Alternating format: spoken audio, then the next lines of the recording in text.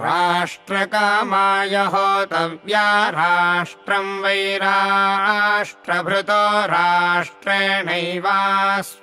राष्ट्रमवरुन्धे राष्ट्रमेव भवत्यात्मने होतव्या राष्ट्रं वै राष्ट्रभृतो राष्ट्रं प्रजा राष्ट्रं पशवो राष्ट्रं यच्छ्रेष्ठो भवति राष्ट्रेणैव राष्ट्रमवरुन्धे वसिष्ठः समानानां